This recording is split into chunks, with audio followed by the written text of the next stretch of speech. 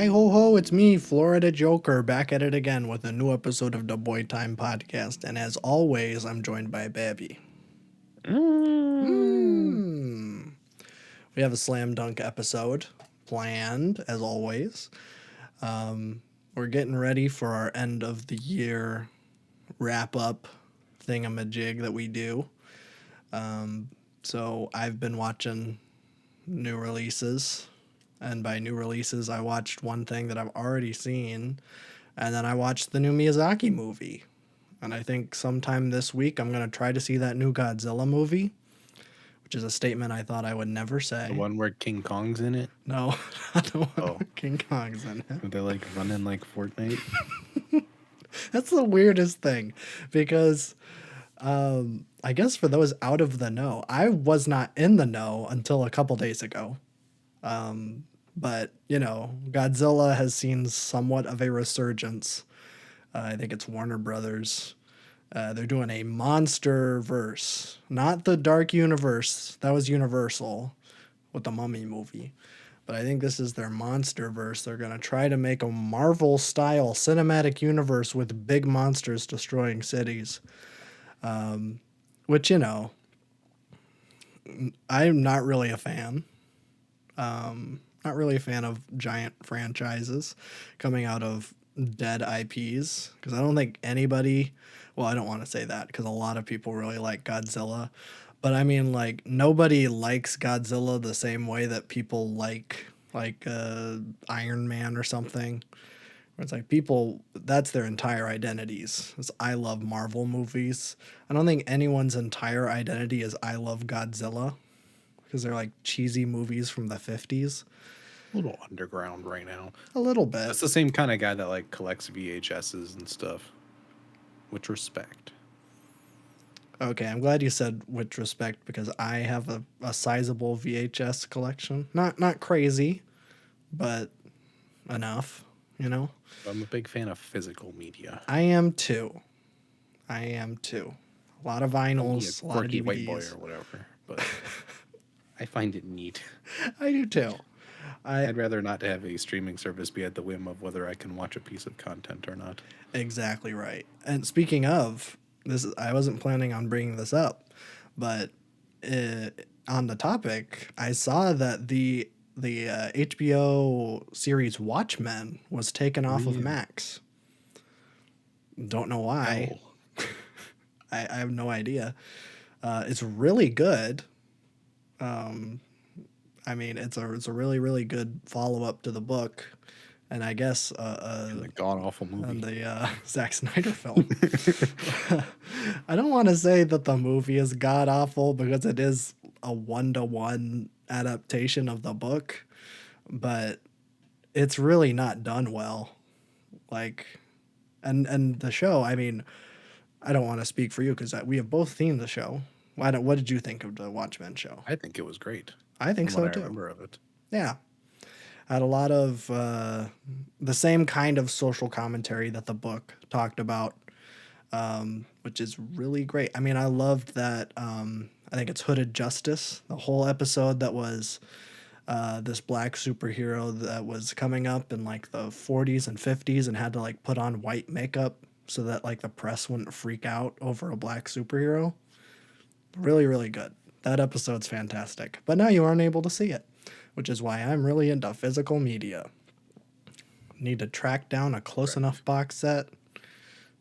Yeah, that's a sought after item. It is. Which we are going off the rails already. But my girlfriend was watching Regular Show the other day. I was there too, but she was watching it when Not important. I mean, like, I just like I got to her place and then she was watching it already. And when I walked in, it was the Party Pete episode. I don't know if you remember the Party Pete Classic. episode. Okay. Yes. But, Party Pete comes over and it's a whole rager. Everybody's there. And very clearly, there is an extra that is J.G. Quintel with like a drawn on mustache.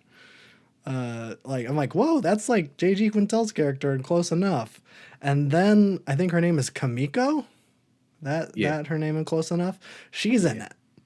And I'm Oh, like, wait, when did this episode come out? Because this is it's like, like one of the early ones. yeah, it's like the exact character design. Like same with like the shirt that's like open on one shoulder, like the exact character design from Close Enough. I'm like, what? What is happening? Was that a coincidence? Or did what is this? I was so confused.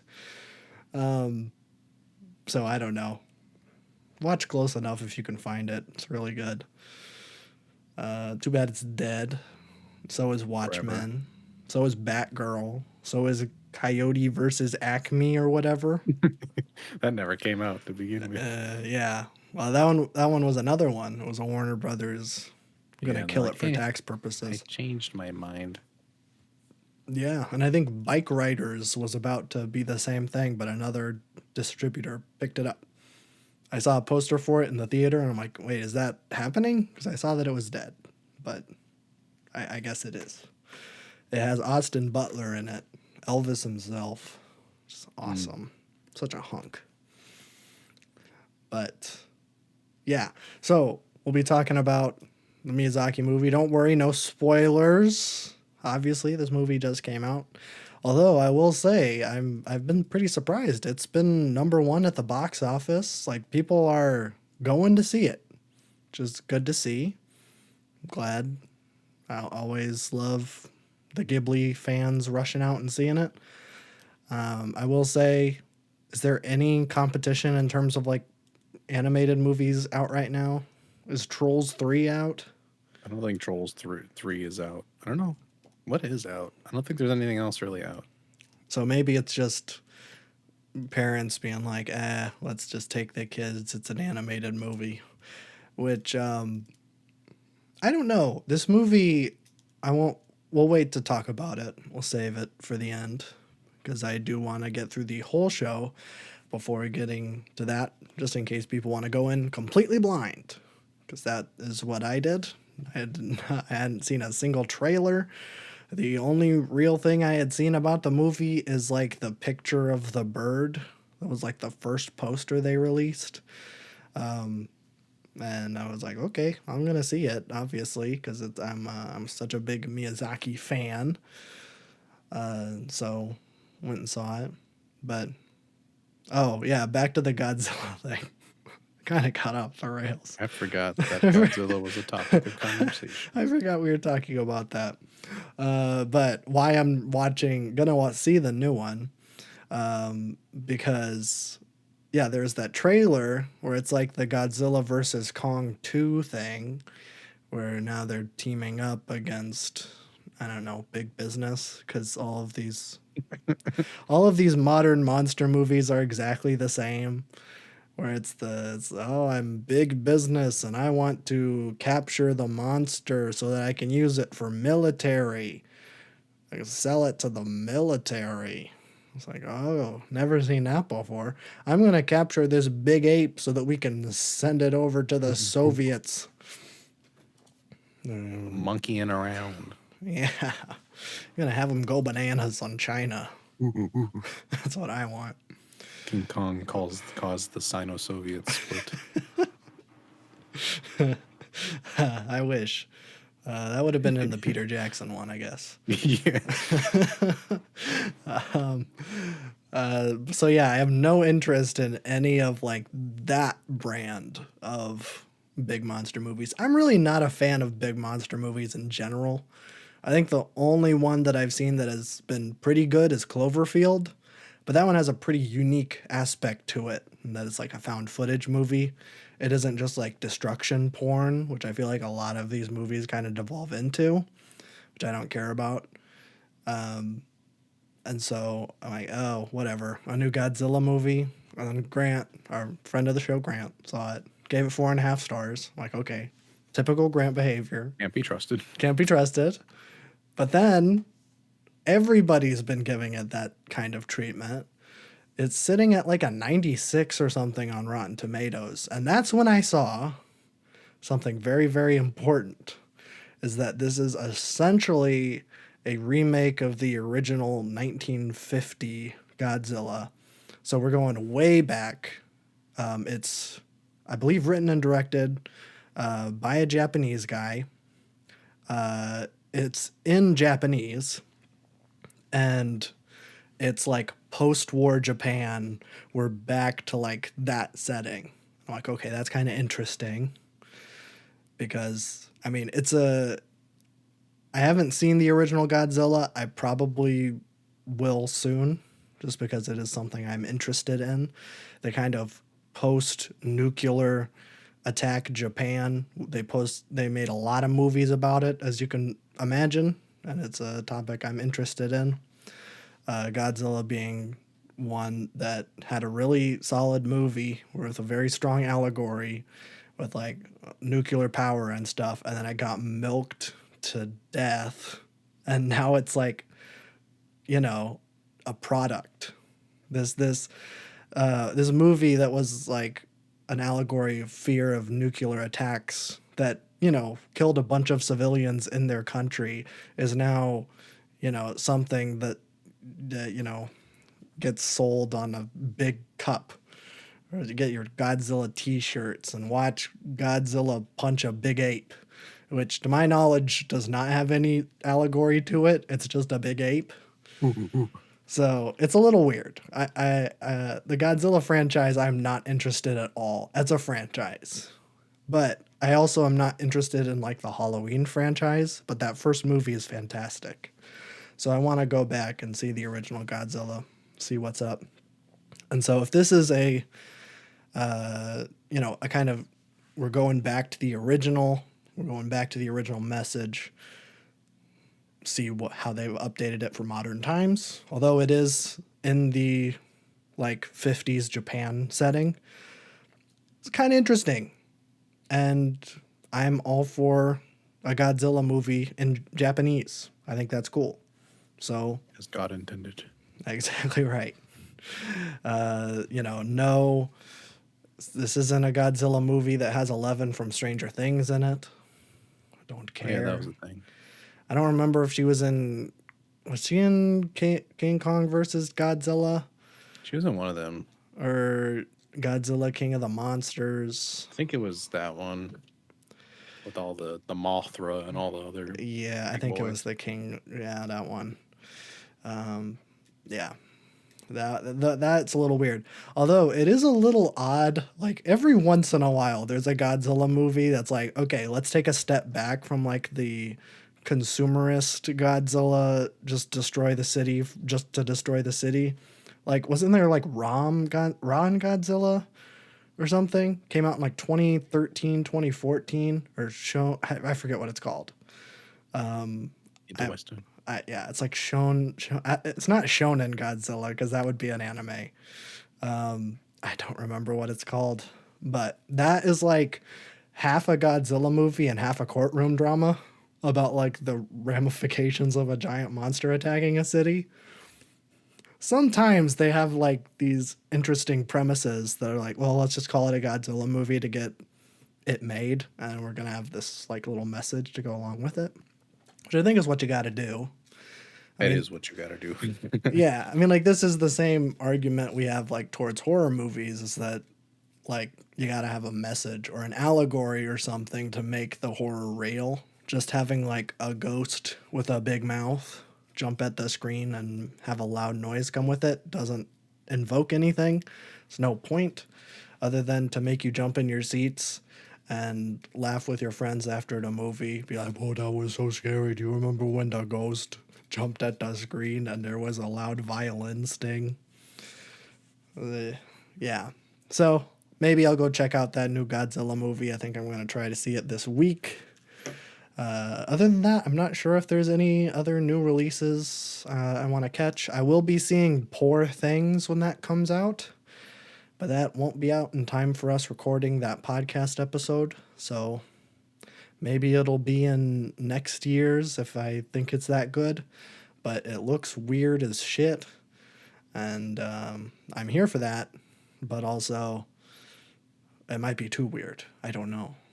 But that's the one that has like Emma Stone in it. She plays like a human that was like created by Willem Dafoe, who has like a weird prosthetic face, like all scarred up. Which, frankly, you don't have to add prosthetics to Willem Dafoe's face to make him look weird. He just kind of looks like that. He's just got that aura around him. Yeah. I do like for I think this was in the most recent Tom Holland Spider-Man, when he plays like Norman Osborn or whatever, and then like I think eventually he turns into Green Goblin at the end, but like before, when he's like back to normal Norman Osborn, they give him like fake prosthetic teeth that look like I don't know how else to describe it, but like nice teeth. And then when he turns into Green Goblin, they take those prosthetic teeth off and have like Willem Dafoe's actual teeth, and that's how they show that he's evil now. Okay. I would be a little insulted if I was Willem Dafoe, but also I feel like he gets it. You know, he knows what his appeal. If you're an actor, you got to be aware of it. Yeah. It's like the giant in Twin Peaks. Exactly. He knows. He was made for that role. Yes, and other roles where he plays really tall people. He plays Andre the Giant. Andre, well, he was a wrestler first. Yeah, but I mean, But you gotta do more than that. Yeah, he was the giant. So Yeah. he knew. I mean, I don't know how you don't know. If you're like 7.5 feet tall and you have giant hands. Why can't I play normal movie roles? I want to be an Oompa Loompa in the Charlie and the Chocolate Factory movie. No, we have to cast Hugh Grant because you can't cast little people to play Oompa Loompas anymore. Which I saw a very interesting tweet about that the other day. I think it was Quentin Reviews, a very, very good YouTuber who mostly does Nickelodeon content these days, and Garfield content. He's a big Garfield fan, which frankly, pretty awesome. Garfield fan is a friend of mine. Yes. He might be the biggest Garfield fan, actually. Take a look at any of his sets and any of his videos where he's like talking about iCarly or something. It is just full of Garfield plushies and Garfield posters. Like, he is the biggest Garfield fan. So, pretty cool guy. And he was like, yeah, I get why we can't, like, have, like, little people typecast as like Oompa Loompas or Munchkins or anything like that. But that does kind of raise the question where it's like, well, you aren't creating new roles for these little people, actors to star in. And it's like, that's a problem too. Where it's like, oh, well, we can't talk about them. Like, but representation is still important. So frankly, Peter Dinklage should have been the Oompa Loompa in the Timothy Chalamet. Compensation is also important. Well, that too. That too. Yeah. So I'm not going to see the new Willy Wonka movie anyways, because I do not care. I don't think that Timothy Chalamet is going to do a good job. No hate towards Timothy Chalamet. He's just no Gene Wilder. He's Dune guy. He's Dune guy. He ain't no Willy Wonka chocolate factory. No. Guy. He's like he doesn't have the quirk in him. No, he's not quirky. He's more like serious. He's in like artsy movies. Yeah. He was in Interstellar. He's in Dune and The French Dispatch and Bones and All. He's not a Willy Wonka type fella. I don't know who you cast as Willy Wonka. Maybe Robin Williams. If he was still alive. Not anymore. Yeah. Well, not, yeah. If I were, say, Tim Burton, and I was making Willy Wonka and the Chocolate Factory 2, Charlie and the Chocolate Factory, I would cast Robin Williams as Willy Wonka, and I think that would be good casting. I wouldn't cast Johnny Depp, personally, but that's just me. I think Cillian Murphy's got it in him. I don't. I have just because I want to see how bizarre that would turn out. That would be weird. Although you might be saying that with Timothy Chalamet. Yeah. I have no idea. I don't know anybody that's funny these days. No big funny man. Maybe Tim Robinson. Okay, that would be kind of funny. That would be fun. In a very weird way. I don't think he can do the typical, like, no. campy Wonka thing, though. No. He'd be just, like, socially awkward, but doesn't know when to be quiet. which would also be pretty good. I'm trying to make It's like chocolate. a super uncharismatic tour guide for the whole movie. Well, this is an origin story. So maybe he Oh, this is an starts out origin like a story. pretty normal guy, Yeah. and then he makes chocolate, and that's what turns him into a weirdo, recluse type fella. Mm. Which I've heard that this is more or less a prequel to the original movie, not to Charlie and the Chocolate Factory. It's supposed to, I believe, in Timothy Chalamet's like work hand in hand with the original. I don't know what that means. But yeah, I don't know. Not going to see it. I like how he started this podcast with 20 minutes of just stuff I did not plan for, which is So, the podcast is good. that's what I think. Uh, but yeah, I do kind of want to start with the stuff I had planned. I don't have a ton, so maybe it's good. We waxed poetic about a myriad of different topics. I'm smart. So I do want to shout out the H Bomber Guy video. I think it maybe came out a week or so ago. I finally got Whenever around that to happened. watching it. It's I four, still have not watched it. 4.5 hours. it's You kidding me? it's long, but it is very very good. It's about plagiarism, which it's weird because I really really like H Bomber Guy. I think he has really really good gaming criticism videos. I tend not to be a fan of his political videos, not because I disagree with them, but because that's not what I watch generally. When I Oh, they are pretty solid. I've They're very seen solid. yes, he's very good. He's a like genuinely good like YouTube journalist. I think he would prefer the term video essayist, but like he does like really good and ethical journalism when it comes to like how all that goes. So I would give him that title. But I really enjoy his gaming and like media criticism. He has really good videos on Fallout New Vegas and Sherlock and Ruby. That's a good one. But this one's about plagiarism. Very interesting because it's mostly about YouTube. It's mostly about YouTube plagiarism, which is something nobody talks about. But I mean, if people are going to be making a bunch of money on YouTube like we are, it's probably So much money. making billions of dollars off this thing. It's a cash I think cow. we made $76 that we haven't seen yet because we haven't reached the threshold. Yeah, we have for to them make to send us our money.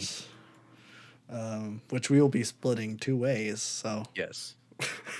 know, Going right into my 401k. nice, $50 for Yippee.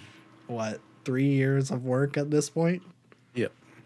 I It's don't a good want return on investment. I don't want to calculate that in terms of hourly wage. I feel like Negative. that's negative. It's like 3 cents an hour. But that's fine. We're not doing this for the cash. We're doing it for the pussy. Definitely not.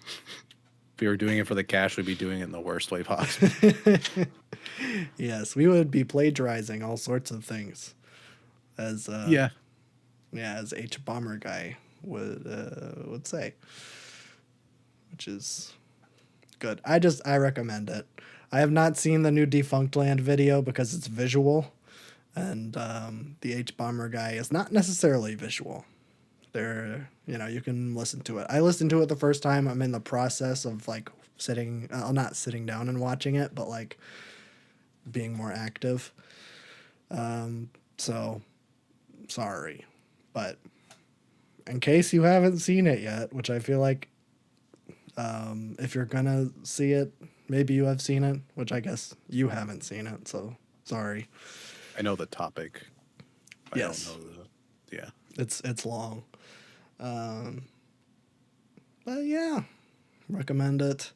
I do want to. I brought up a couple weeks ago doing a Arkham game Retrospective, which I suppose is timely now that it's getting a Switch release. Not all of them, well, just the trilogy. So I guess the important ones. Even though I have a very soft spot in my heart for Arkham Origins because it is the first one that I played, but I recognize that it is probably the worst one. But yeah, I do want to start that. We're going to be doing a part one. I just got the platinum trophy for Arkham City 30 minutes ago as of us recording this video. So I have 100%ed both Arkham City and Arkham Asylum, and I wanted to talk about them. And I have not a super unique perspective, but I'm coming at these games a little bit differently now that I have read the source material, at least for the first game, Arkham Asylum. A couple months ago, brought up the book Arkham Asylum, A Serious House on Serious Earth. Very, very good Batman story. Really messed up, but someone at Rocksteady read that book and was like, "Hey, I want to turn that into a video game," which frankly must have been one deeply perturbed individual, but he did it, or I guess I shouldn't say he, but they did it. And by they, I mean a team of, probably 100 or so people. I don't think it was a huge studio at the time. Still isn't, but yeah, they made Arkham Asylum. I guess one of the first major like superhero games of like the modern era. There were like movie tie-in games before that. Like you had like Iron Man, like for like you say Shrek 2. Yeah. Yeah, well, not really. But like Spider-Man 2 or any of like the first wave Marvel stuff. Like there was a Thor game and a Captain America game. And there were, I want to throw out that there were superhero games that came out before Arkham Asylum. But I think when people think of superhero games nowadays and what comes to mind is something similar to Arkham Asylum, without Arkham Asylum and its sequel, Arkham City. There is no Insomniac Spider-Man or Insomniac Wolverine, which we're not going to talk about all the stuff going on there. There's like a ransom being held at Insomniac for 50 Bitcoin, or else they're going to leak a bunch of stuff about Wolverine. No. Oh no. Which frankly, the things that the leakers said kind of made me a little worried about the game. Let's talk about it. Okay, let's talk about it a little bit before we get to the Arkham stuff. Because it's kind of interesting. Because Insomniac, say what you will about Spider-Man 2, and people are talking a lot about Spider-Man 2 recently because of the whole Game Awards debacle. Because it didn't win any Game Awards, and a bunch of people who have never even heard of what an RPG is are mad that Baldur's Gate won Game of the Year. Maybe one of the best games of the decade. A game that I have not played a whole lot, but like I can't really, it's not really my type of game, but just looking at it and all of the things you can do and how it like really expresses player freedom and how it respects their choices, it is easily one of the best RPGs of all time. So I think it is good that it was appreciated, but people are upset because Spider-Man 2 didn't win anything, even though it was nominated 7 times. I think that's fine. I don't care. It happens sometimes. It happens. That happens. That's not just unique. That's just like award show stuff. Yeah. It happens at the Grammys a lot. Yeah, they'll nominate you for a bunch. So you can say like, 8-time Grammy nominated. Yeah. You can say that, even though you didn't win anything. But I guess they're throwing you a little bone. So people are talking about it. And what I will say about the Insomniac Spider-Verse is that they have been very self-contained Spider-Man stories. They aren't bringing in Iron Man. They aren't bringing in even like things that would make sense, like Wolverine or the Hulk, which when we're talking about Marvel pre-MCU, there's a reason that Marvel went bankrupt and Disney bought them is because nobody cared about superheroes except for three. Those three were Spider Man, Wolverine, and Hulk, which is weird because only one of them is really relevant now. Nobody's making Wolverine movies except for Deadpool, and the Hulk is a joke in the MCU. So it's kind of weird how all three of those characters' legacies have changed. So that's one thing that I like about those Spider-Man games is that they are Spider-Man games. They aren't Marvel games because I don't really care about the rest of Marvel really. I like X-Men, but you know, complicated history there. But the thing that's going on with this Wolverine ransom attack is that they have said, hey, there are a bunch of other Marvel characters in it, and we will tell you what they are and basically spoil that part of the story unless you give us 50 Bitcoin, which is like $2 million. Yeah, it's that type of it's that type of hacker group, super into crypto. That's I just guess. every kind of hacker group. Yeah, that's true. Give us insecure Bitcoin. I don't know anything about Give cryptocurrency. me your Dogecoin for my crypto wallet. Yeah, it's that type of thing. But what I hear there is that it's either going to be X-Men characters, which is fine. That would make sense.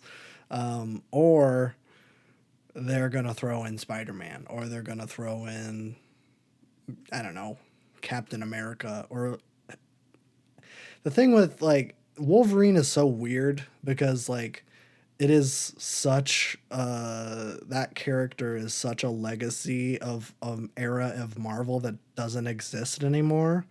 Where it's like, what would make sense for Wolverine to run into would be like Reed Richards in the Fantastic Four, or any of the X-Men people, or the Hulk or Spider-Man. It would not make sense for any of the Avengers to interact with Wolverine. They hardly ever.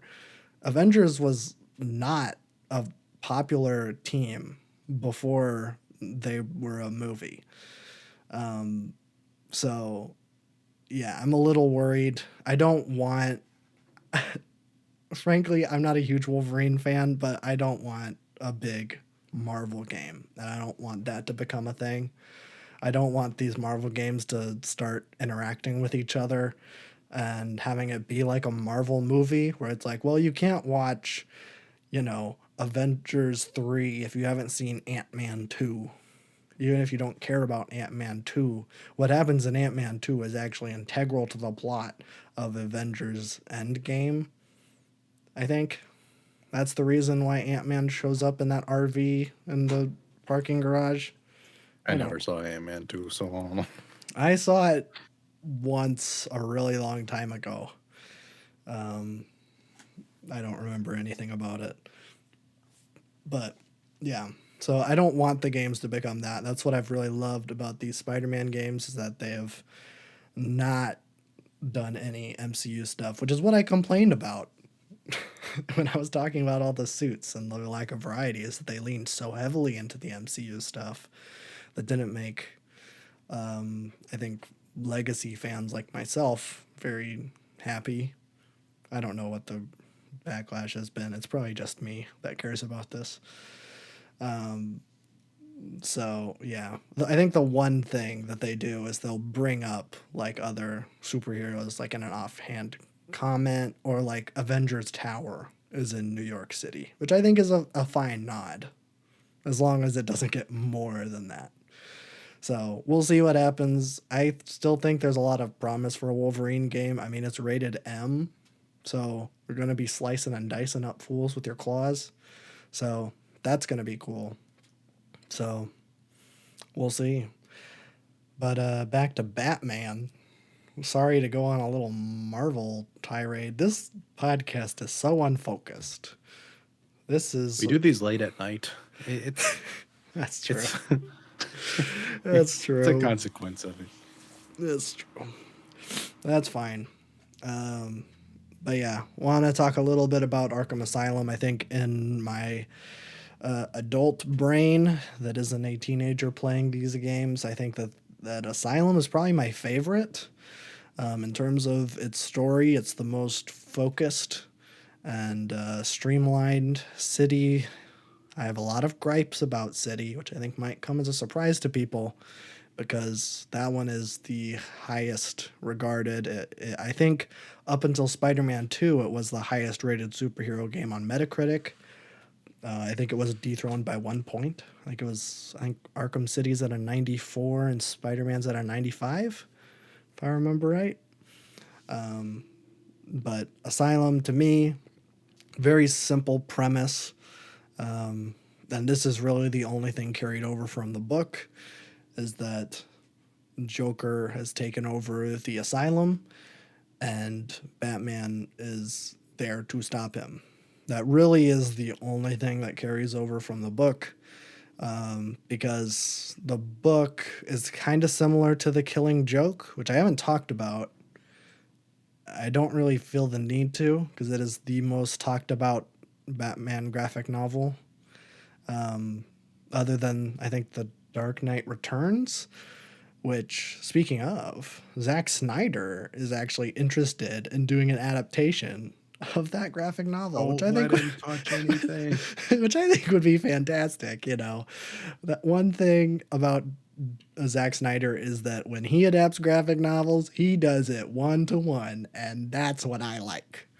I don't want any changes to the source material. No creativity at all. That's what I want. The Shining is my least favorite movie of all time. So yeah, the Arkham Asylum is very similar to The Killing Joke, but The Killing Joke is Joker, shoots Barbara Gordon in the spine, paralyzing her from the waist down, and then takes all her clothes off and takes pictures of it, and then traps. Classic Joker. It's yeah. I mean, like this is like dark Joker. This isn't like, hey, I put you in a big spring trap, I put Batman. peanut butter in your shoes.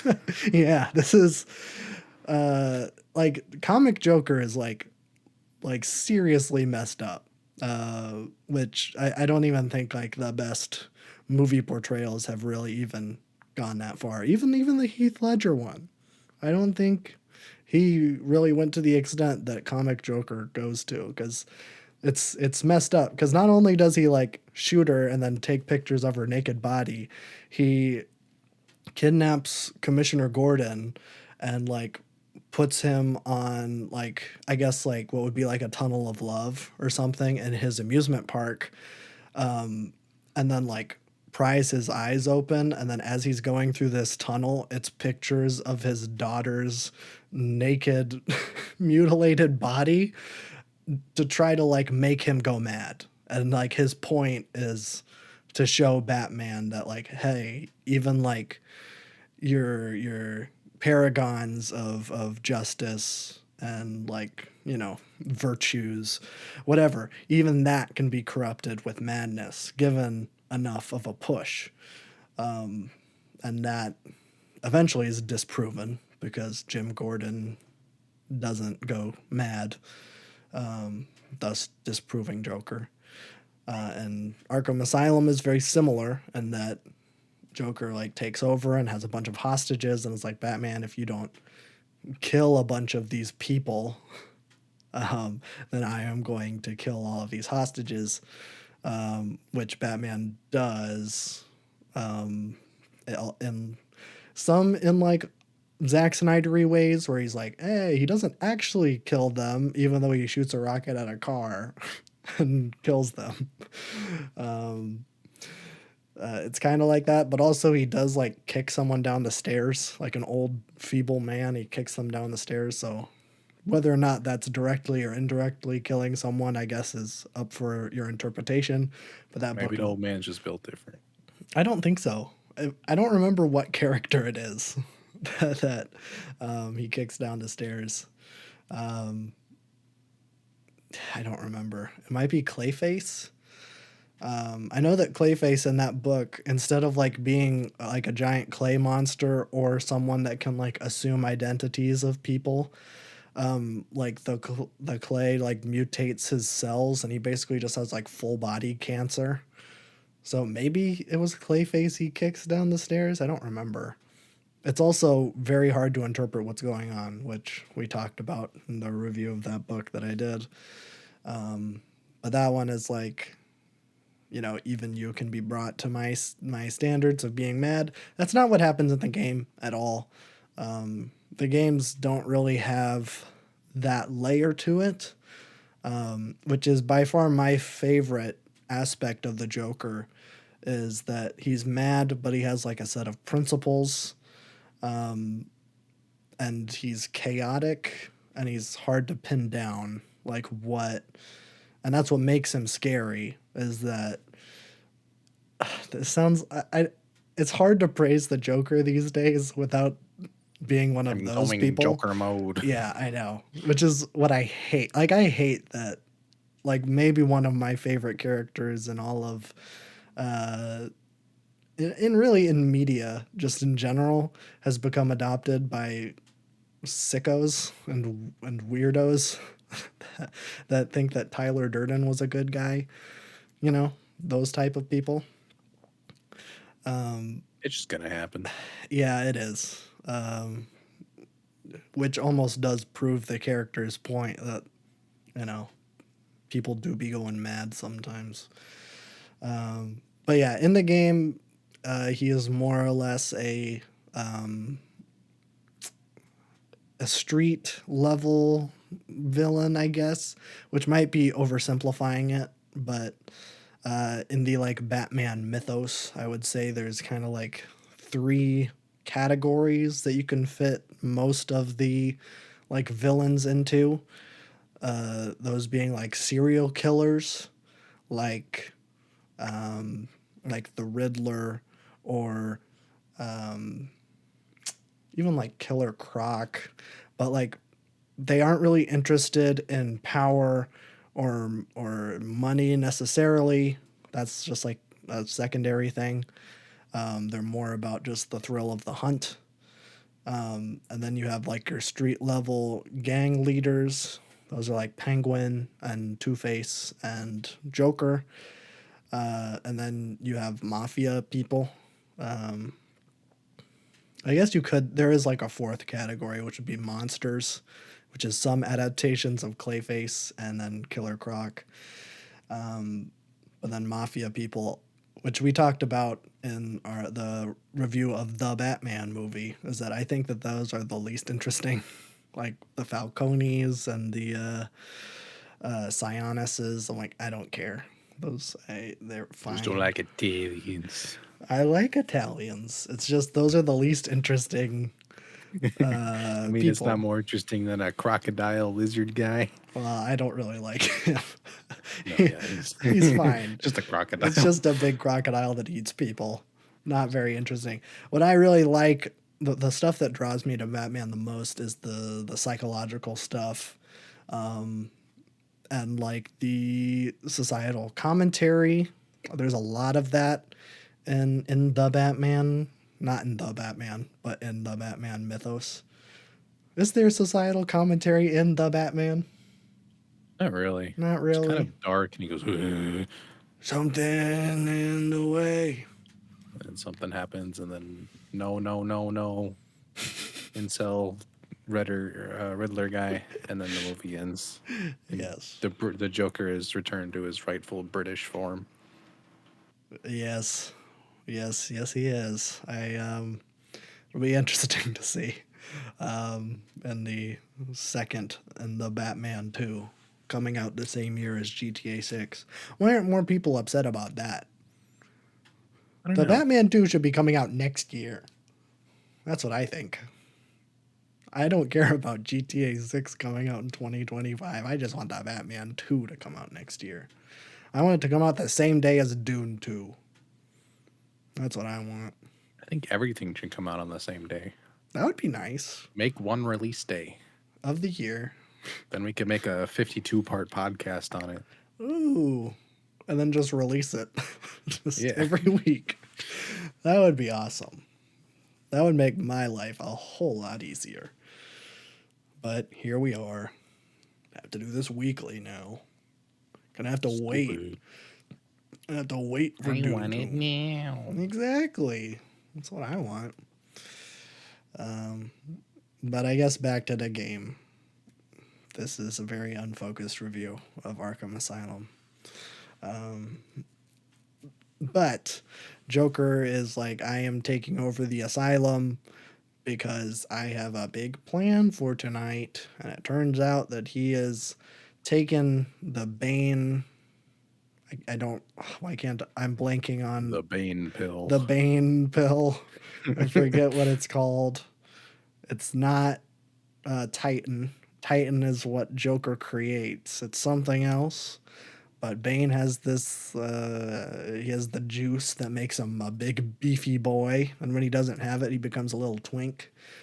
I don't know why. I don't know if it's ever explained. It's just kind of funny that he's a little twink. And then he grows up and his bones get longer. I don't know how that happens. But Joker has taken that Bane juice and has mutated it and made Titan, which can basically just mutate people and turn them into big Bane guys. But they don't have to have like a constant stream of the Bane juice like Bane does, where he has all the tubes and like his skin and stuff. I don't remember if that's in the Christopher Nolan movie. It's just in every other adaptation.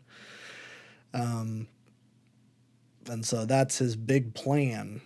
And so you're basically just trying to thwart him, and there's a bunch of other villains. Victor Zsasz is a major player in all of the Arkham games. I don't know if he's in Origins. It's been a while since I played it. That's next up. But Victor Zsasz is probably my favorite like supporting villain in this series.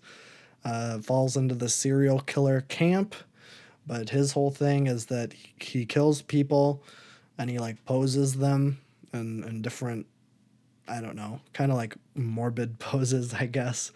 But then he like carves a tally into his skin, and he's always running around shirtless with tallies all over. But then he has like 4 big tally marks on his forehead, and that 5th cross to make it 5 is Batman. That's like his I guess his goal in life is to murder the Batman. And he's a smaller role in Arkham Asylum. He gets his own side missions in Arkham City and Arkham Knight. But he's very neat and cool. But he's in it. Killer Croc's in it. Poison Ivy. None of the other big players. Penguin's not in it. Two-Face isn't in it. Not even the Rat Catcher, everybody's favorite Batman villain, or Calendar Man. I love Calendar Man. I love Calendar Man too. I would love Matt Reeves to have Calendar Man be a villain in one of the Batman movies. I think he could do something really cool with that. Although it would have to be a Batman movie that takes place over like the course of a year, because Calendar Man's whole thing is that he kills people on holidays. He's really lame, but it would be kind of cool to do that in like a gritty way, which they do in Arkham City, which we'll get to that. But yeah, it's just Joker is the bad guy. Poison Ivy ends up being like a bad guy, but then turns into someone that helps Batman. Harley Quinn is in it, which I think is of note because I think, I could be getting my history mixed up here, but this is Harley Quinn's first appearance outside of Batman the Animated Series, which I guess is something else of note, is that this game incorporates at least those three voice actors from the animated series into the games, those being Kevin Conroy as Batman, Mark Hamill as the Joker, and I really should have looked up who played Harley Quinn in the animated series before listing off the people. It's not. Oh no, not the animated series. The new one. That's not. It's not the chick from Big Bang Theory. That's who plays her in the new show. That's weird. Yeah, I didn't know that. Yeah, Arlene Sorkin is who plays Harley Quinn in the original show and Arkham Asylum. I think is pretty cool. I mean, in my opinion, those are the definitive voices of those characters. Mark Hamill is my favorite Joker. I prefer him over Heath Ledger, over Joaquin Phoenix, over Jared Leto even. Pretty high bar to beat there. And Kevin Conroy is my favorite Batman. Even though I will say that Robert Pattinson is probably the most realistic portrayal of Batman, because it really doesn't make sense. And this is one thing that's always kind of bugged me about Batman, is that it just doesn't make sense that he would be like a rich playboy, like kind of like Iron Man or something, which I guess is the point, is that it wouldn't make sense for Bruce Wayne to be like super public facing and then be this dark, brooding superhero, I guess, and at night. But, you know, it really makes sense in the Batman that he would be like this weird recluse rich boy that's like super scrawny and like never shows up anywhere. Like he never eats, he doesn't take care of himself, he's just always beating up poor criminals. Society, which I guess is relating to Joker. How did that start? How did the Society Joker thing start? I feel like it was a meme, and he doesn't actually say it. Okay. I don't think he. I think it's one of those things that kind of just happen, even though like it didn't actually happen in any of the media. That, yeah. Is it just like a picture of Heath Ledger's Joker and it just said "We live in a society"? Is that it? I think it's like the comic Joker where he's like holding his noggin because he's too crazy. Oh, where he's like bleeding And from he's his like, eyes. yeah, and he's like, Yeah. we live in a society. That's from The Killing Joke. Perfect. There you go. Yeah. Which is funny. I do like, that's the one good thing that came out of the Zack Snyder Justice League, is that Jared Leto's Joker does say society. That's, yeah. That's the one thing I'll give that. I'm glad that 4-hour it came out behemoth. of that Joker's mouth because that's perfect. You know, do you think that Joaquin, well, no, he did say it. He did say we live in a society in Joker. True. That's true. I feel like since the meme, every adaptation of the Joker has actually said it. That's a little disappointing. But also it's kind of funny. It is kind of funny. Yeah, who knows? Maybe there'll be a whole song about a society in the Joker 2, the musical. Wouldn't that be fun? With Lady Gaga. With Lady Gaga and Joaquin Phoenix. That movie's gonna be good. I'm just putting that prediction out there right now. That movie's gonna be really good, actually. I think not only Joaquin Phoenix is gonna get an Oscar nom, I think also Lady Gaga is too. That's just what I'm gonna say. And also Todd Phillips is gonna win for directing. I'm just putting it out there. Full sweep. It's gonna be a Joker 2 sweep. That's exactly right. I think it's coming out next year. There's no competition. Dune 2, sorry. That's literally the only movie I know that's coming out next year.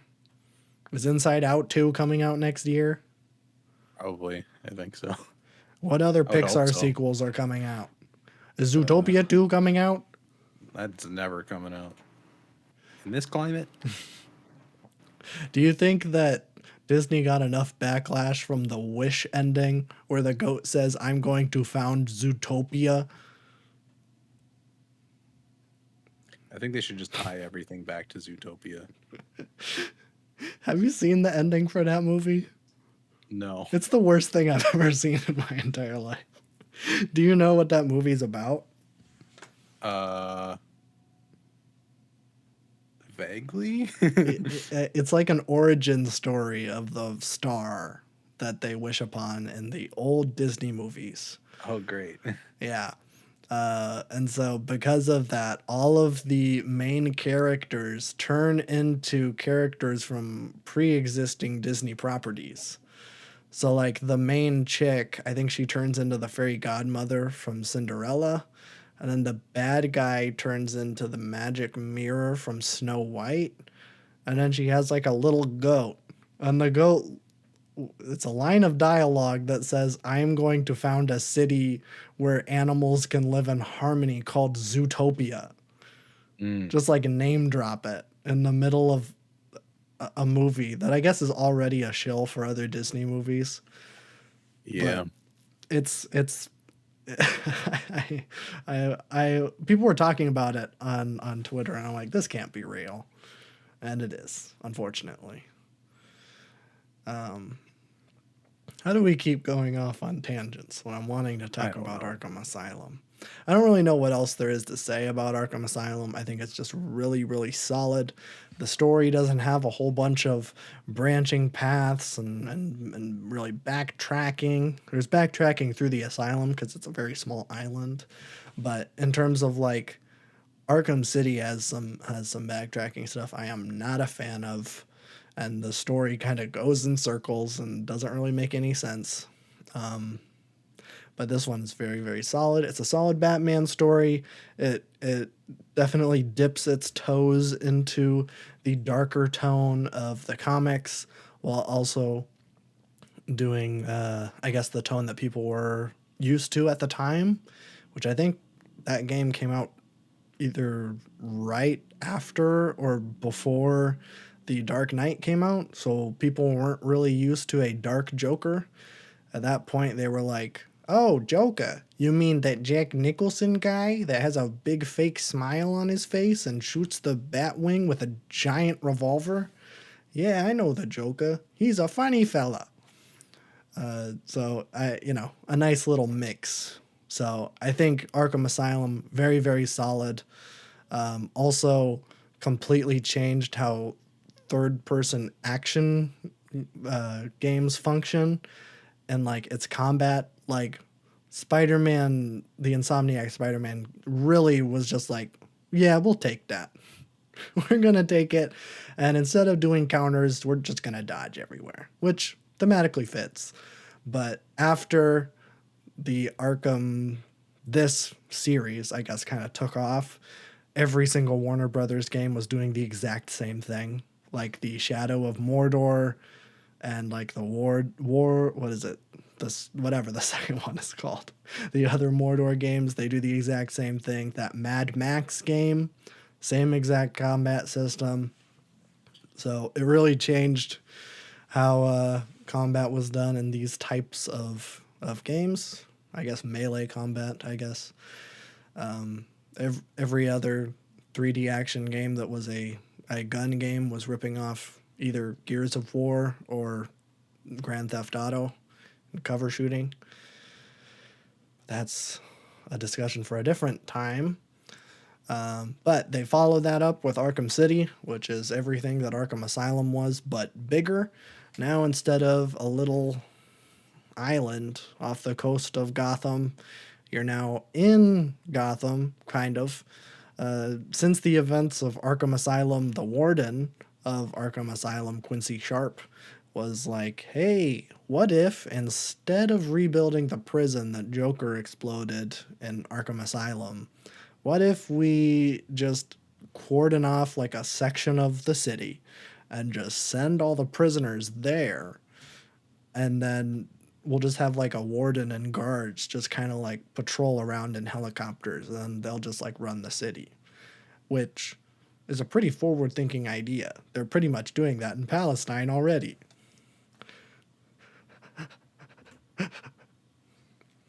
Was that a good joke? Yeah, Okay. we'll accept it. Okay, thank you. That was on this. I should have wrote that down and workshopped it a little bit, but You it's have it fine. on recording, so you can fine tune it. I can fine tune it and do it next time Exactly. when on the podcast. I'm gonna just say the same joke again. Which is funny because in the game, like when you're gliding around and doing all sorts of Batman things, like your like radio like picks up what nearby thugs are saying, and all of the time they're talking about how hungry they are and how the wardens aren't giving them enough food. So maybe it is all sort of political commentary on the Israel-Palestine situation. Or just how Batman's literally just another authority figure, but he's a vigilante. See, that's the thing. That's the thing about Batman, is that he's kind of not a not a good character. No. He Well, just in beats up poor reality, I people. feel like 99.9% of superheroes are not good like people. You know? I mean, that's the whole point of Watchmen and The Boys. Yes. Yes. Batman's a rich person that beats poor people to the point of like broken bones and things where they cannot afford hospital thing like bills or whatever, because they probably don't have health insurance because they work in a street gang. If you really stop and think about it, Batman sucks as a person. Like, he's not someone to root for, but in the context of fun comic book adventures, you can kind of let it slide. But yeah, so it's set in this setting, which is kind of a nightmare hellscape. And it turns out that the warden is a guy named Hugo Strange, Professor Hugo Strange, very smart guy. One of the few people in the comics that knows Batman's identity. He like figured it out because he's super smart. And I think they use that in the game. Like, that's the opening cutscene where like Bruce Wayne is taken into Arkham City because Bruce Wayne is hosting a protest where he's like, I don't like Arkham City. We should go back to prisons. I am a big fan of the prison industrial complex. And then Hugo Strange kidnaps him and is like, yo, I know you're Batman. Don't mess with my plans. I want you to be in Arkham City, though. So you just chill here. Don't be Batman. And don't mess up my plans, but I want you here. And it turns out he wants him there because he's trying to activate Protocol 10, which is a city ordinance where if Hugo Strange and the rest of the guards lose control of the inmates in a city where they are basically given free reign but aren't given food, then they are just going to bomb them with helicopters. Again, no political commentary at all. Don't look here. into this. Don't look into this at all. This game maybe No, it's came still out. accurate. It was still accurate. It's I don't been know. 16 years. I don't know if this was what they were. Actually, it's been like 75 years, but 16 years. I don't know if this is what they were commenting. No, on. probably This not, is but- probably just a coincidence. But yeah, that's his big plan, is that he's going to basically do what Batman could not, and he's going to clean Gotham of all of the scum by just bombing them, putting them in like one corner of the city where there's no civilians, and then just bombing everybody. So he also wants to kill Batman in that. So he's like, don't be Batman. I trust you. You aren't going to be Batman, or else I'm going to tell everybody that you're Batman. And then Bruce Wayne immediately becomes Batman, or else the game wouldn't happen, I guess. But Hugo Strange never does anything about it. Even though he sees Batman around being Batman, he doesn't announce to the radio or get any of he doesn't get Vicky Vale or anything on the horns like, yo, Bruce Wayne's this guy named Batman. I don't know if you heard about this.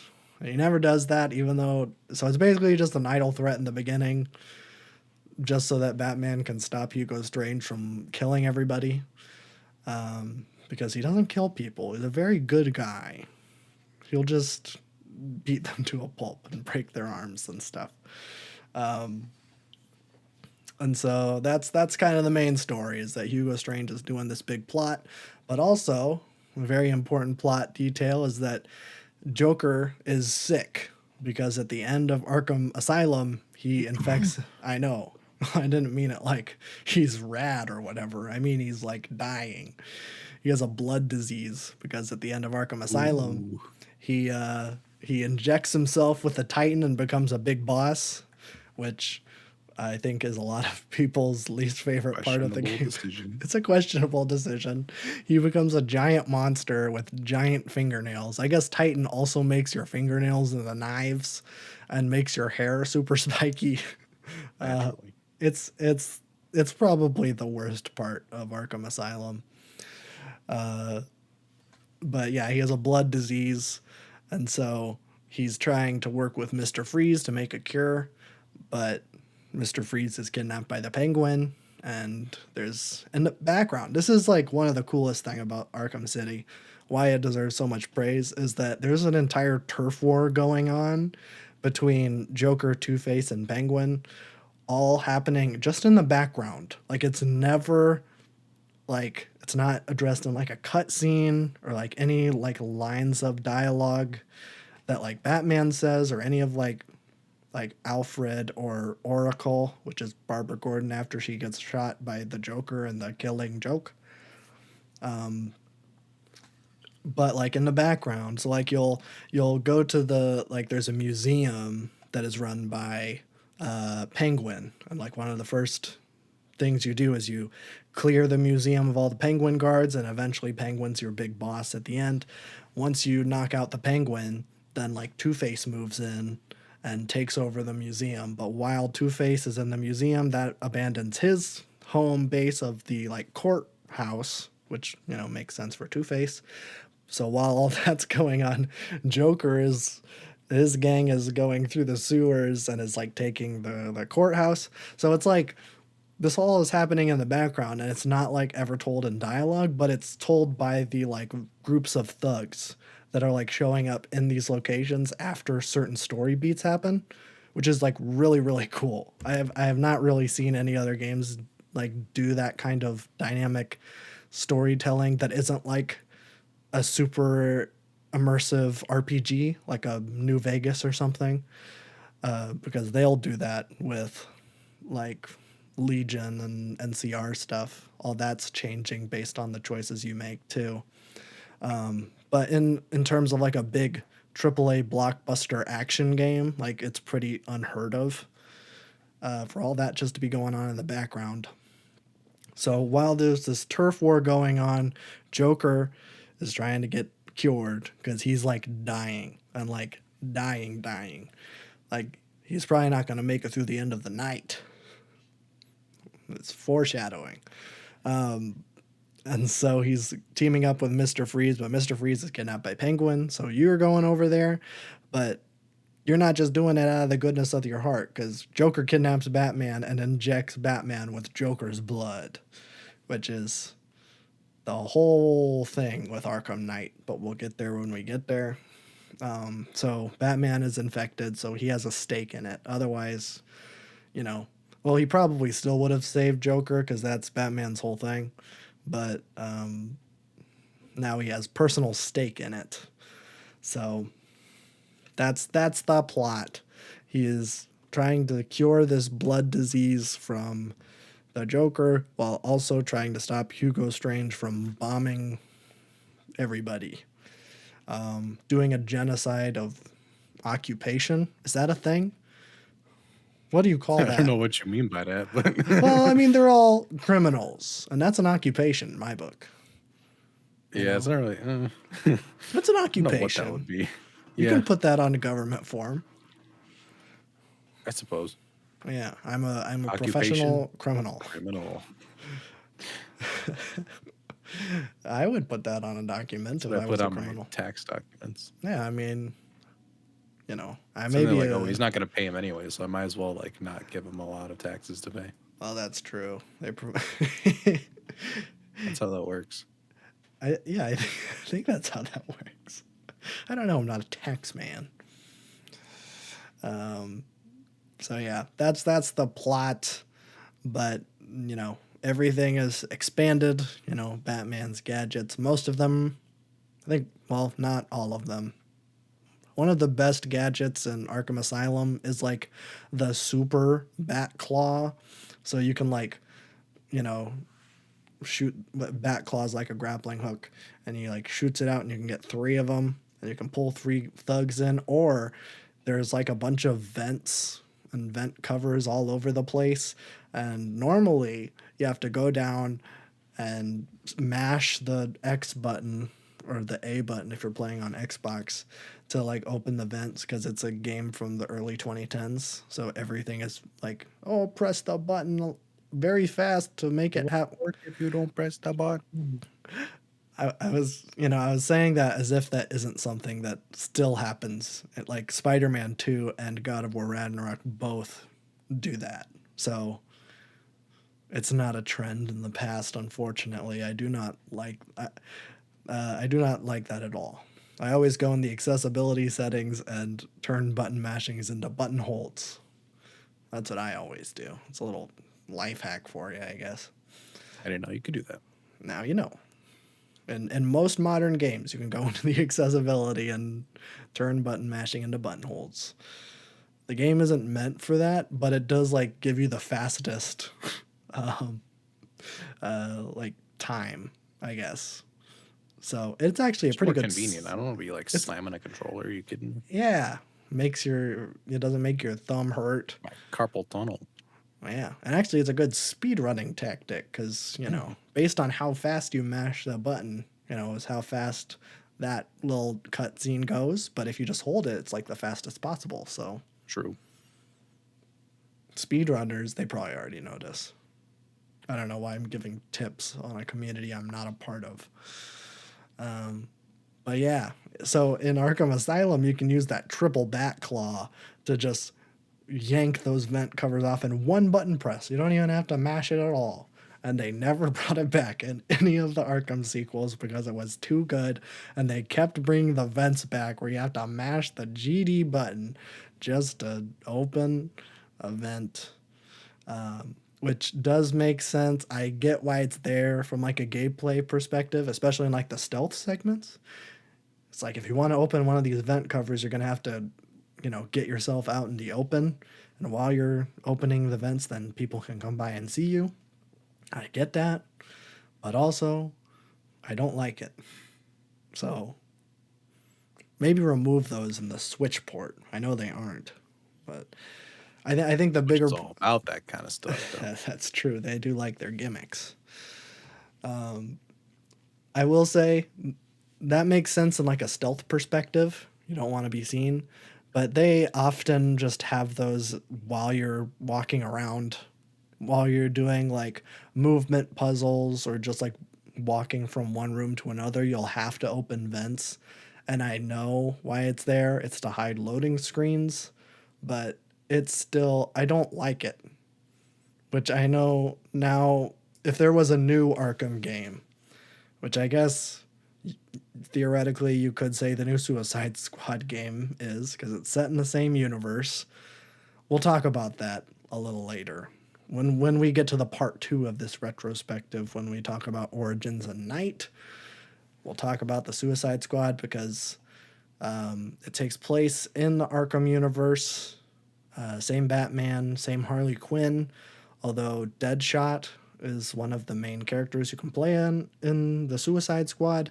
And the thing is that Deadshot was in Arkham City and Arkham Origins, and he was a white guy. And in the new game, he's a black guy. So probably not the same person, unless he is reverse Michael Jacksoning, which It's possible. it's possible. Unlikely, but it's possible. I know, like, if we zoom out, I know why Deadshot is replaced with a black guy. Because everyone else on that Suicide Squad team is white, and so you gotta have one, at least one, be non-white. which I guess a shark isn't necessarily white, but Captain Boomerang and Harley Quinn are both white, and so it would be a little weird if everybody was white. So I get that, but also B, Will Smith and Idris Elba both play Deadshot in their respective Suicide Squad movies. So to like play off of that, it's like, well, everybody knows Deadshot as a black guy now, so we'll just change his race. I don't care, people who are like dead, like, weirdo Batman fans are like, this goes against their character. I feel like they're just mad that there's a black character.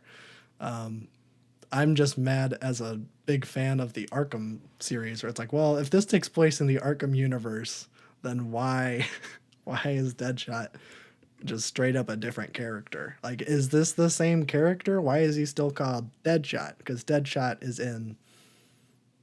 been in the games before. As I'm saying this, I realize that no one cares, so I'm just gonna drop it. The end. The end. But yeah, I think Arkham City pretty solid. I'll get to my gripes right now. I was gonna finish up, but yeah, in terms of like story stuff, there's way too much stupid backtracking stuff. Like I brought up, one of the first things you do is go to the museum and fight Penguin. Well, you get to the museum and Penguin has like a door that is like laser grid, and you can't get past it without activating one of your terminals that you do your little hacking thing with it. And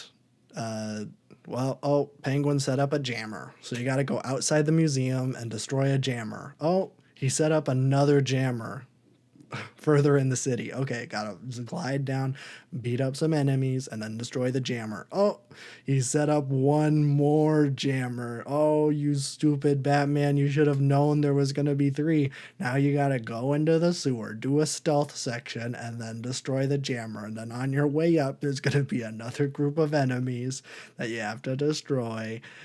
Not destroy, you have to defeat them.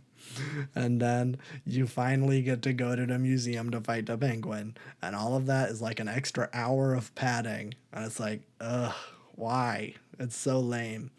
I won't say that the game is full of stuff like that, because most of the sidetracky stuff is fun, because it's like, oh, you finally get this aspect of the cure that you need. Well, you got to take it to Freeze. It's like, well, Freeze is mad at you now because Joker told him a lie, and he's basically just took part of the cure for himself and then wanted to stall Batman because he wanted to have Freeze attack Batman. I think he told Freeze that Batman took his wife, which is Freeze, Mr. Freeze's whole thing.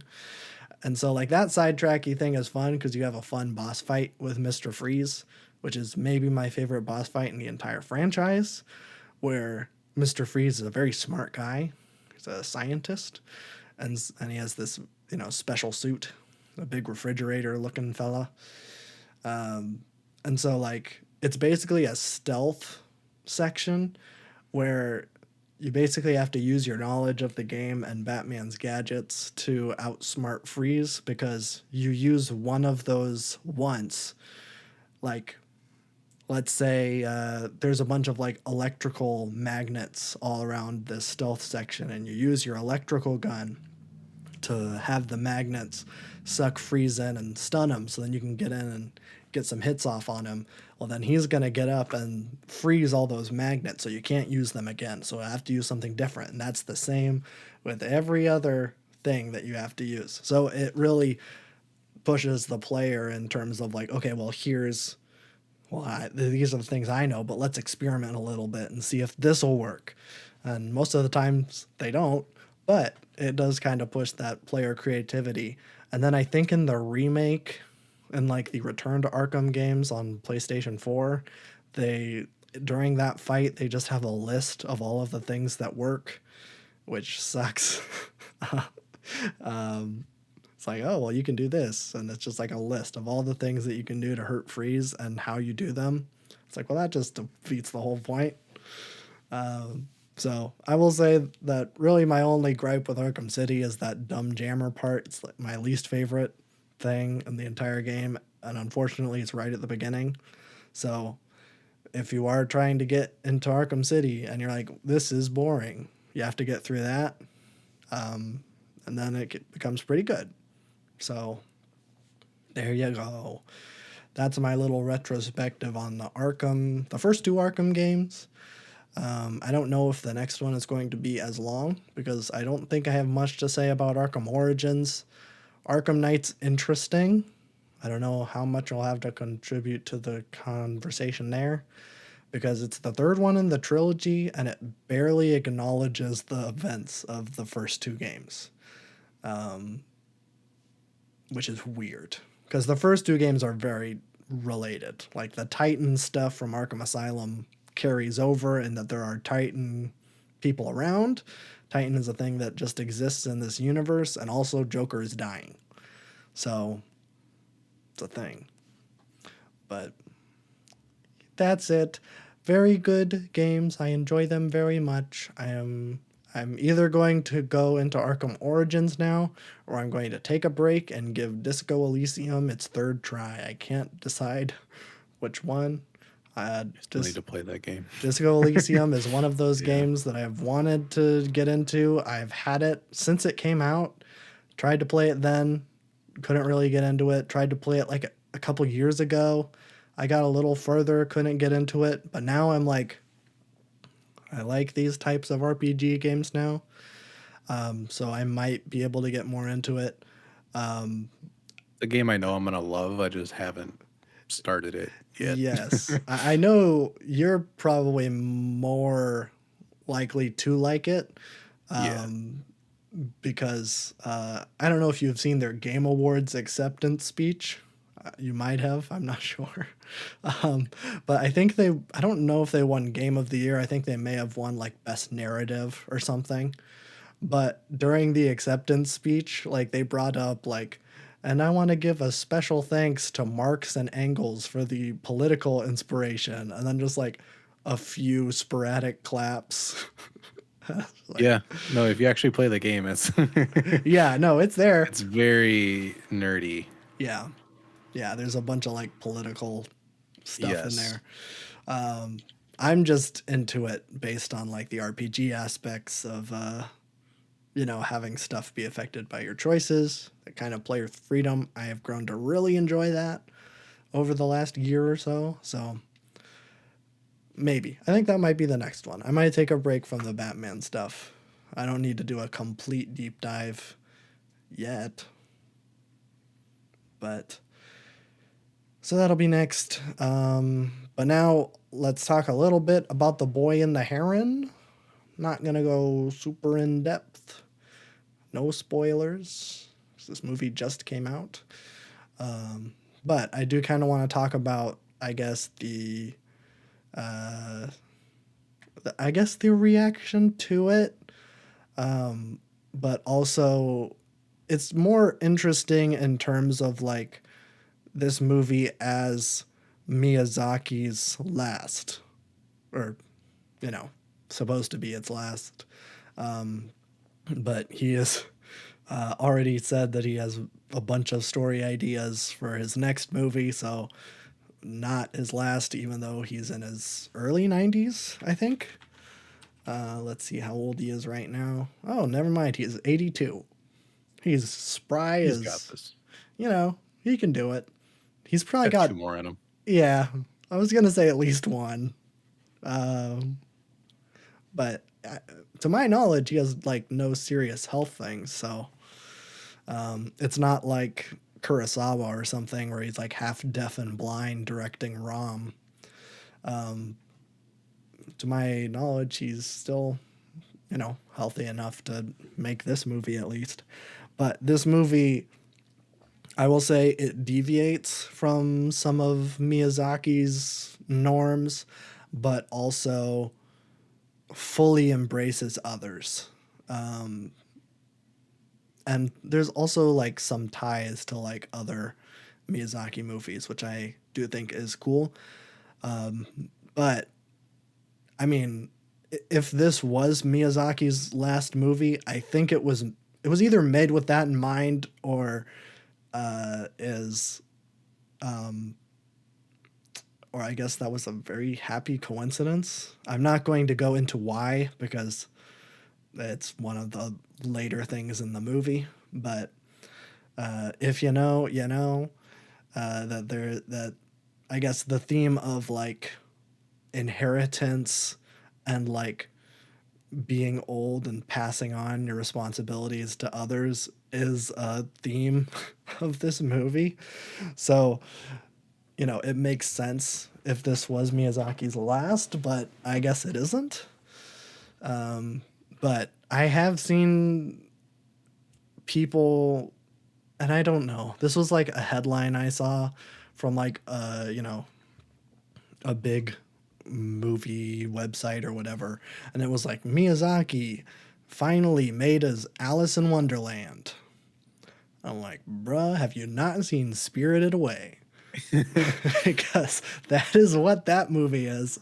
It's his most popular. Well, I don't know about that, but it was his like highest. I don't know, I guess it's like it's best received. That one was nominated for I think it won best animated feature at the Oscars. It was the one that got the most critical eyes on it, I think. Even though I think culturally, I think Totoro is probably his most well known. I've seen more people with Totoro backpacks than I have. It's more of an aesthetic than Spirited Away is. Yeah, that's true. Although I have seen is it No Face from Spirited Away, I think so. the big mask fella. But I mean Totoro. Everybody has Totoro tattoos and little plushies and backpacks, whatever. A stuffed animal with suction cups on car windows. It's from Gremlins 2. So yeah, I don't really get that where it's like um, it's finally his Alice in Wonderland. I think that a lot of people are maybe seeing this as as like their first Ghibli movie just because it has like there's been some hype for it, as like, oh, this is the last movie from I'm pretty confident in saying one of the best artists to come out of that region. I don't want to qualify it as being like one of the best directors of animated movies. I want to say one of the best directors of movies. He is like he creates some of the best like worlds. I will say like his world building is fantastic. Like his fantasy elements, his creatures, like all of it is so well done, and it's like it invokes such a feeling of like coziness. Like I've never seen a Miyazaki movie that like everything feels cold and like uninviting. Like everything is, man, it just feels like home.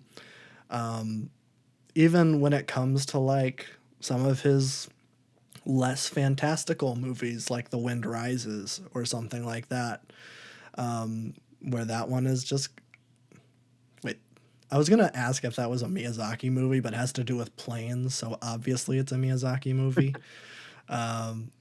Which we did talk about on I forget which I did like a Ghibli movie kind of marathon like I don't know 3 or 4 months ago. I think it was this summer. Talked about Miyazaki a little bit, a little biography, because he's fascinated with the planes. That fella. I think his uncle owned a plane factory or some sort of like manufacturing thing.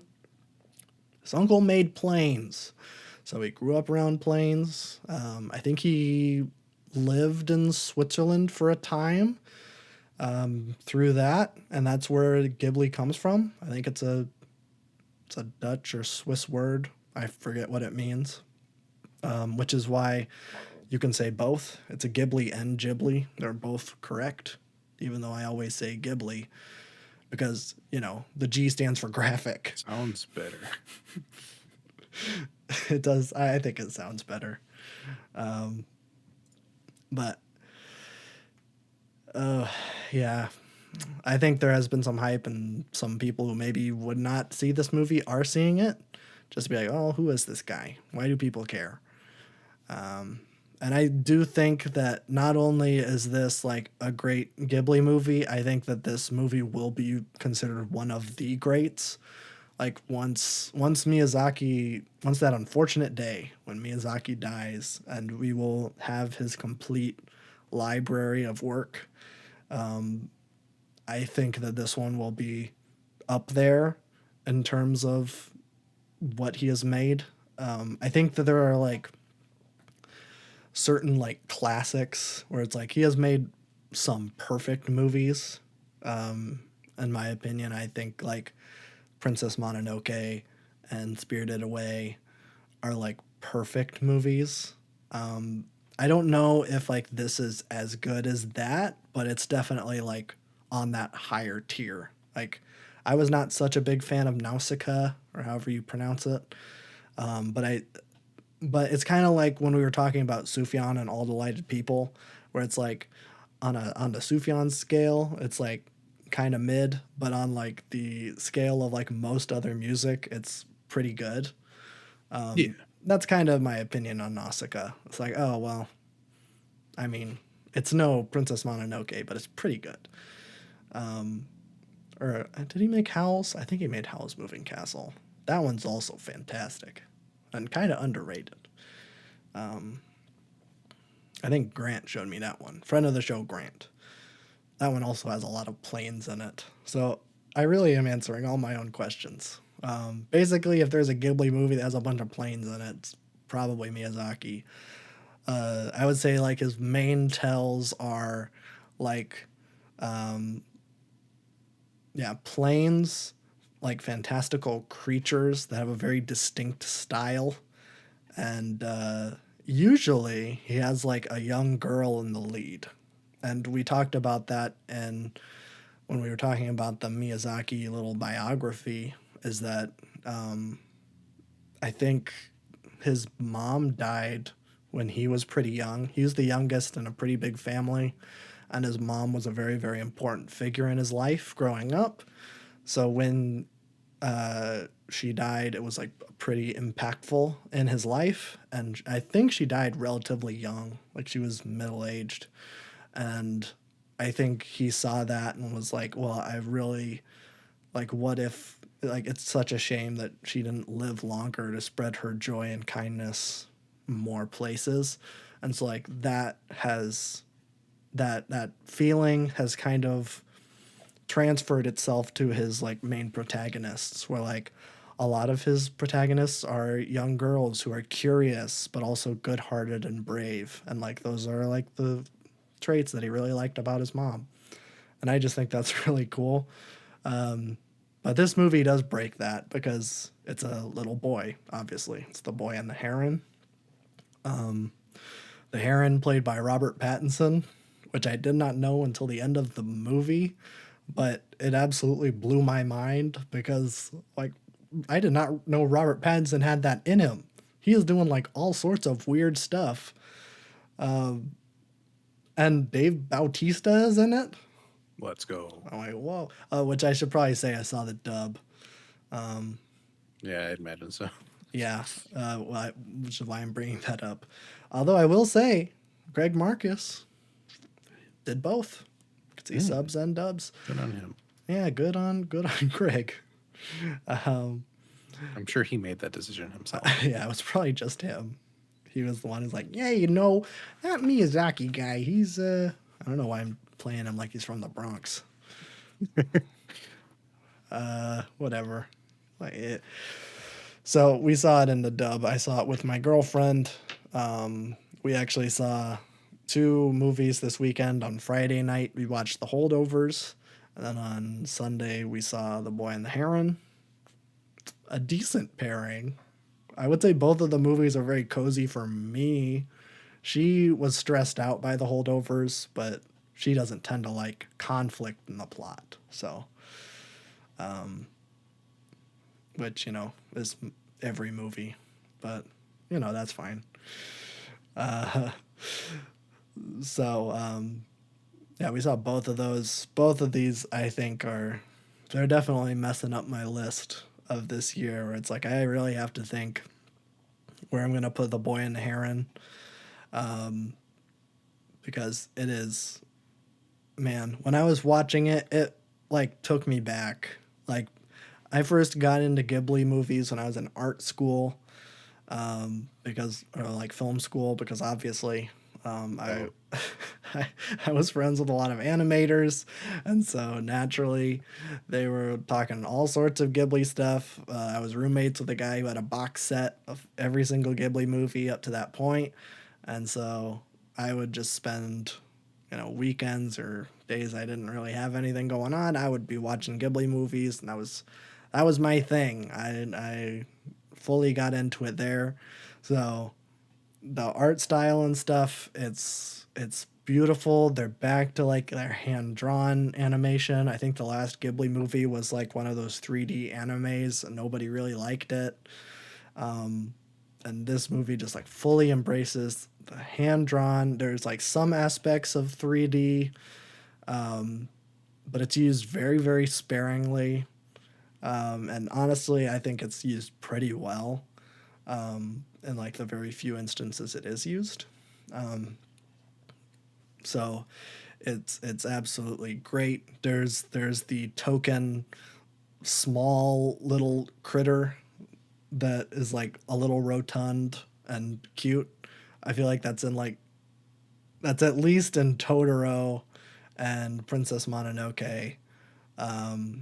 Is that in Spirited Away? Is there little critters, little guys? I don't remember. I think there's little guys running around. Like, isn't there like a? It's been a while since I've seen that movie, but like, there's the fire.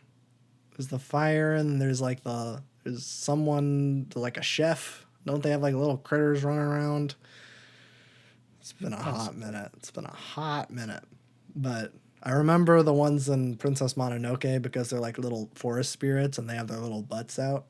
So that's pretty memorable. And then Totoro, they're little dust devils. Well, not dust devils, be a little tornado in the road. And then these are like little marshmallow people, that are like, they're kind of like souls from the hit Pixar film Soul, where like they're in this like wonderland world where like they have to like feed these souls their like last meal, and then once they mature they like balloon up and then float up to the surface world, and it's very cute. There's a whole scene where there's just a whole it's a whole 2 minute shot or whatever, just them floating up. It's it's nice. It's nice. Yeah, it's interesting. I think that this is it's so, going back to like the Miyazaki last movie thing. It was kind of hard watching the beginning of this movie because it takes place very like around when Miyazaki was a kid, so like post-war Japan, 50s, 60s. The main character's mom dies in a firebomb, which was giving me flashbacks to Grave of the Fireflies. And so like that's obviously a little, it's not an insert because that's not how Miyazaki's mom died, but the main character's mom dying when he was around the same age when Miyazaki's mom died, like that's, I don't think that's an accident. And then man, I just want to talk about the ending, but I'm not going to. But I think that this is more or less a kind of like self insert for Miyazaki as the main character, because well, it's not his uncle who owns a like plane manufacturing factory. It's his dad in this movie, and it's like it's kind of funny because like the factory, I think it like gets shut down for renovations, and so like some of the glass for the cockpits, they're like storing them in their house, and because it's Miyazaki, it's all like super accurate down to like the like screws or whatever. Like I think like every single plane in a Miyazaki movie is like an exact 1-to-1 replica of like a real plane that would have been made around that time, which is cool. He has a very keen attention to detail, especially when it comes to like the mechanical side of his movies. But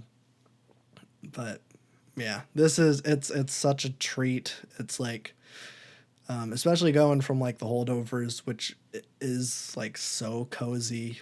It's kind of like stressful. It has its ups and downs, obviously. Has its emotional beats, but to me, that movie is so, man. It's just so warm, and like just how it's shot, everything just feels like home. And this movie, just like back to back. It was just such a wonderful weekend. I had such a nice time. I was watching all sorts of really nice and cozy movies.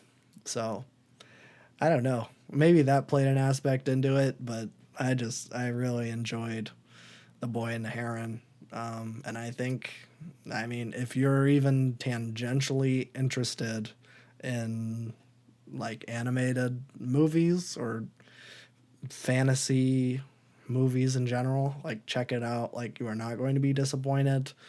If you're not into anime, watch it anyways.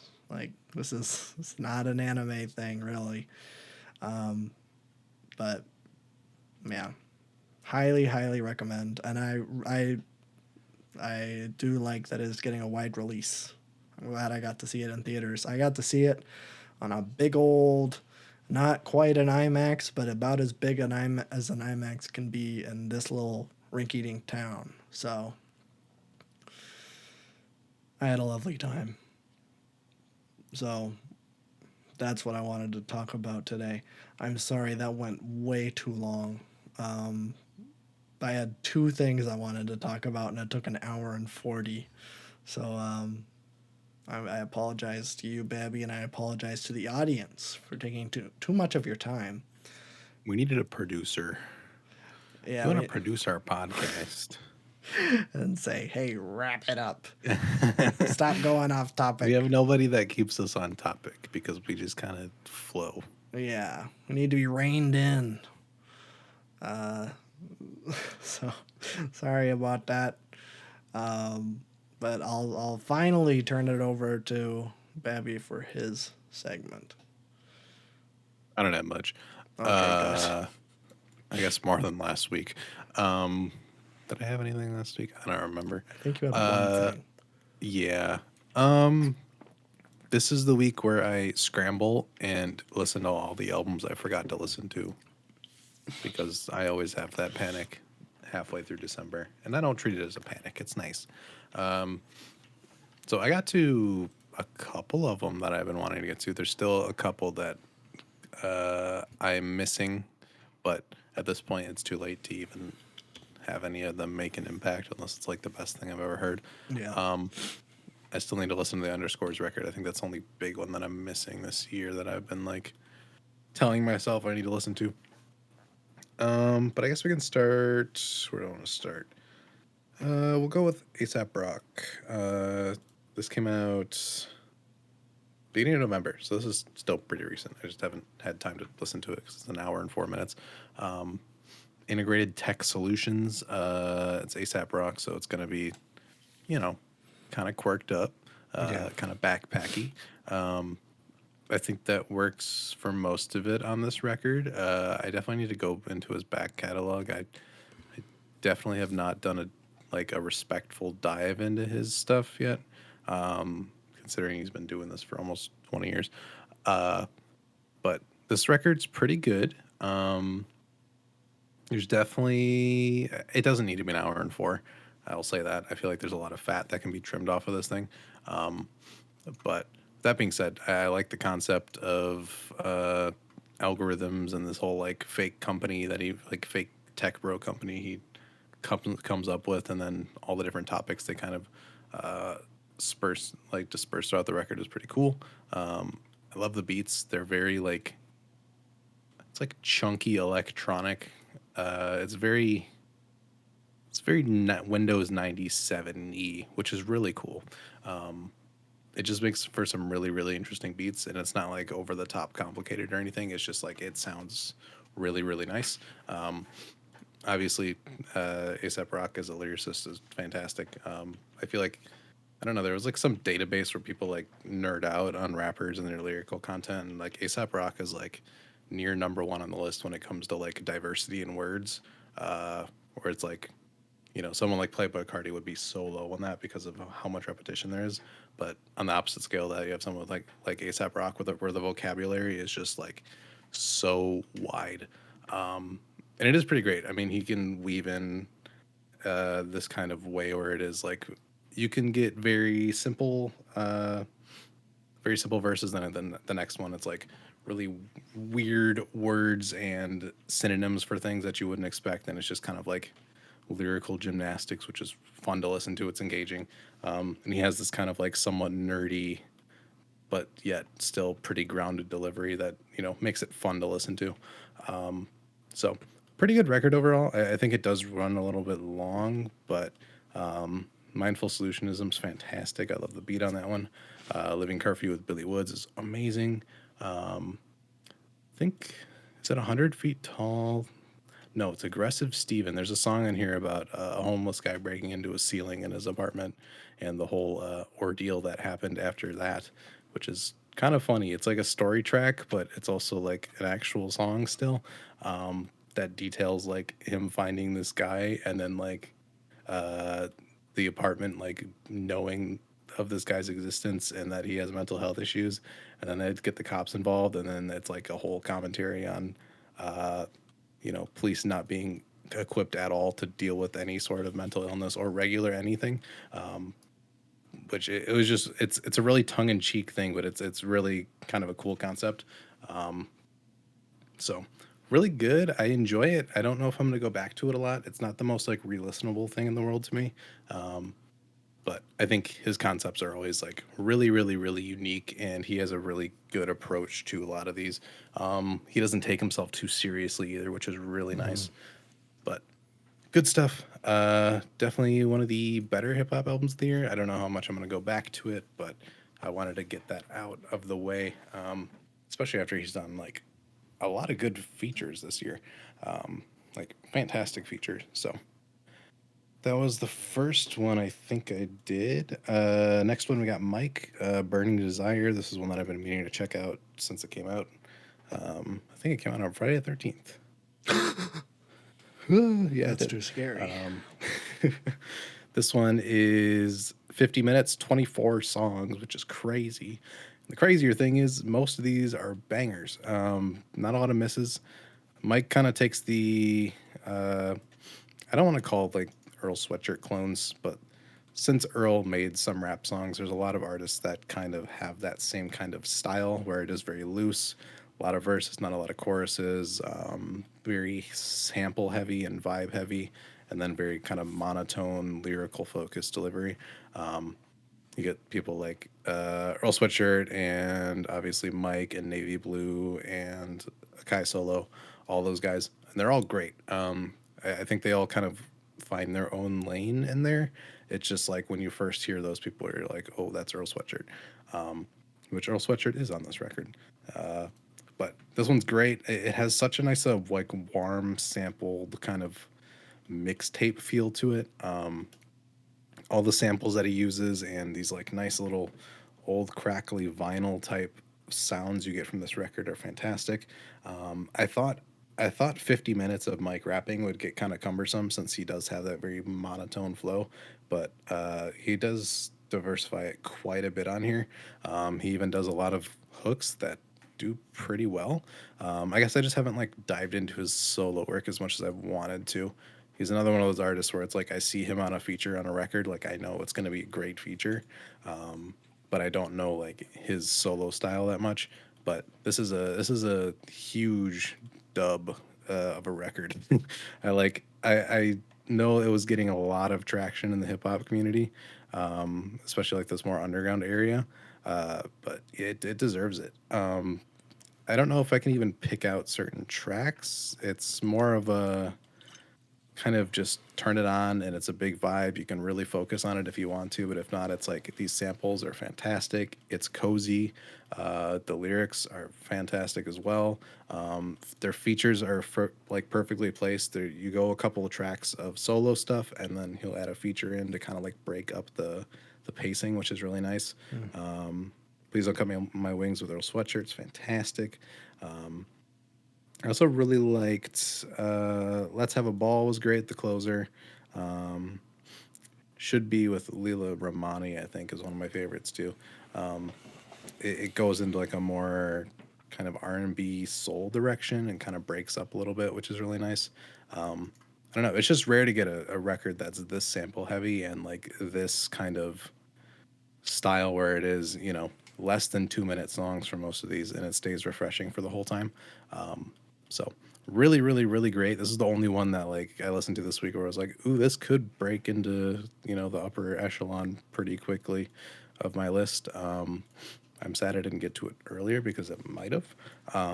But as of now, I mean, this is great. So if you're into that kind of style, don't miss this one like I did for a while because it's great. So I'll be listening to this one more. What else did I do? I did the new Sloss and Malone record, Excelsior. I think I talked about Sloss and Malone slightly, like probably 2 or 3 years ago. He has two like fantastic, really, really, really abstract, weird albums. Yeah, I think I talked about his 2020 record, which I'm not going to try to pronounce because that is just ridiculous. But this is his first that kind of breaks out of that kind of series, and it's great. I don't know how I would describe his music. It's very all over the place. This dude kind of just like takes a blank canvas and throws everything on it and somehow pieces it together in a way that's pretty enjoyable.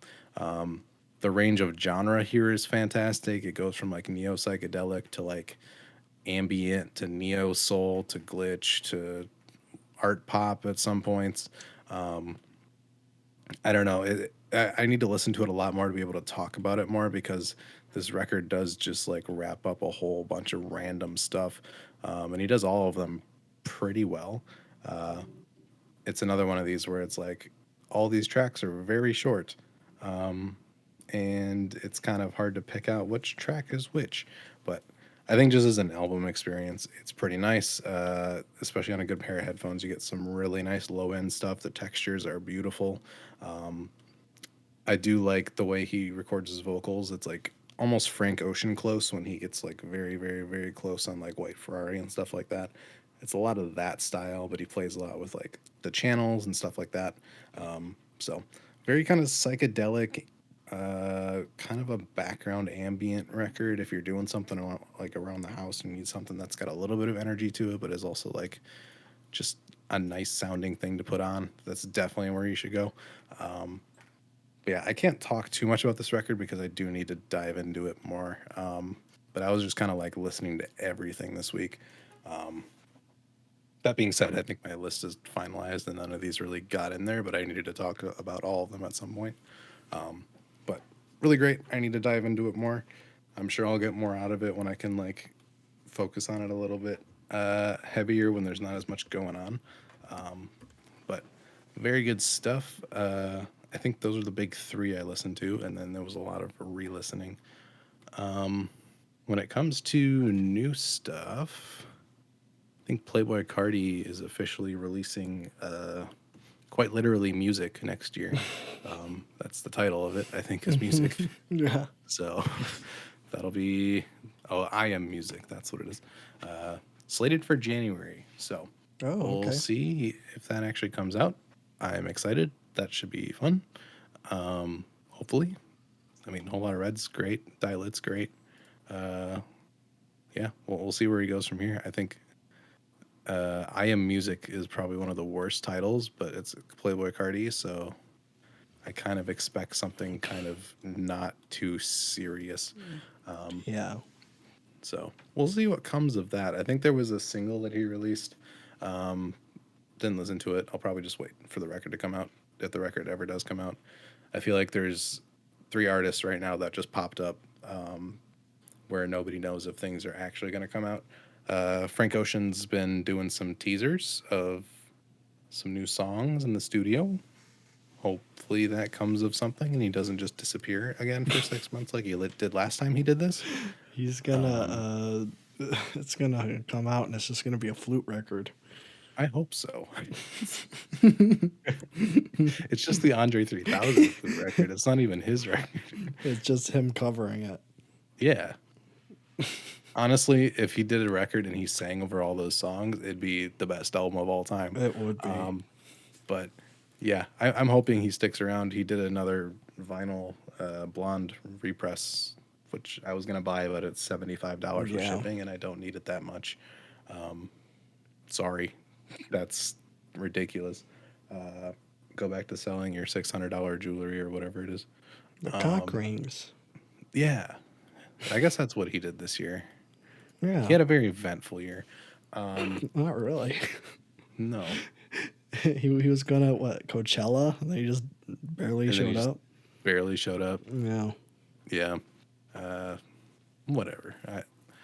I like Frank Ocean a lot, but I just want to hear the music. I don't really care how long it takes. It's going to be good. I think the little snippets I heard from the past week have been pretty great.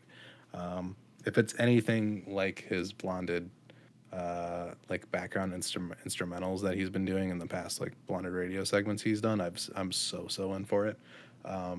So well, I'm hoping we get it next year. I feel like I say that every year. I think we'll Yeah. get it next year though. He's been popping up a little bit more than he usually has, so we'll see what happens. And then apparently Kanye and Ty Dolla Sign's releasing their album on Friday. I don't care. I don't care. There's been a lot of snippets because they did some like weird rave thing.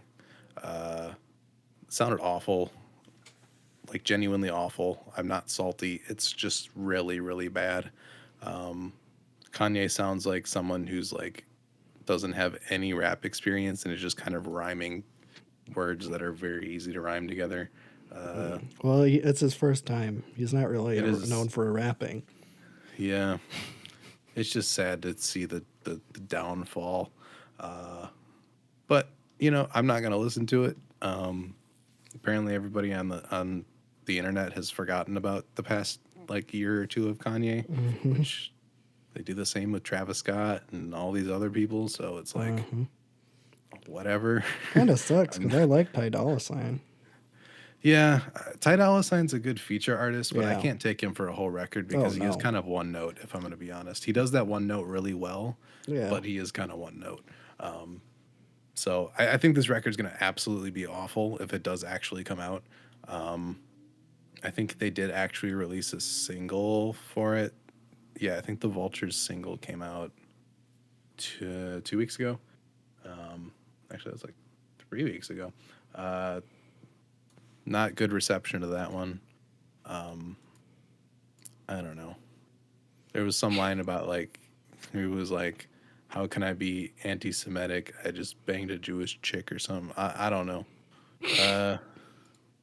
Yeah, I'm not interested. So, No. but supposedly that's coming out. I think that's the big one. So it seemed like there was a big freak out moment because like all 3 of these artists that like notoriously do not release their albums when their name comes up, like all came out in a week within like 2 days of each other, saying that like there's music, and that it allegedly should be coming soon. So we'll see. Frank Ocean's the one I care about the most, obviously, but I'll take a Playboy Cardi album because that's just fun. Yeah, we'll see.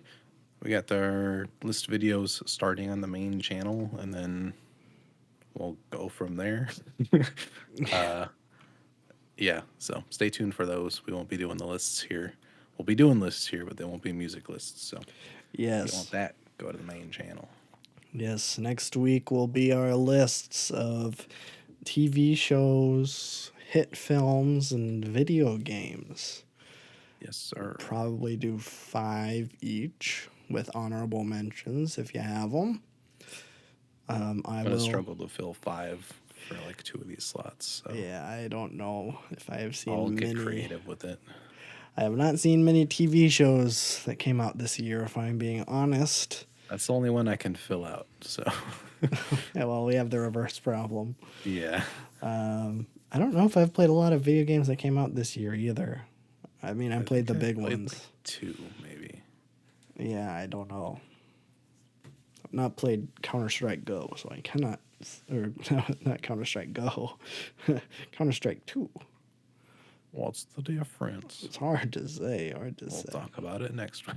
That's right. So if you're interested in list week content, we'll be doing it on both. Got plenty of it. And if you don't like list week content, see you next year. That's right. Watch our pure comedy reaction that is coming out Yes. soon. The video I need to schedule right now because I forgot to do that Well, it took me a very long time to edit. behind the scenes. I'm very busy. Sorry. So there you go. Or watch our other videos. We have too many of them. Frankly, we have too many videos. I've always said that. We need to be making less. Content creators dilemma. I dropped something. That wasn't me. I know I did. It's a good thing to end on, I think. Bye.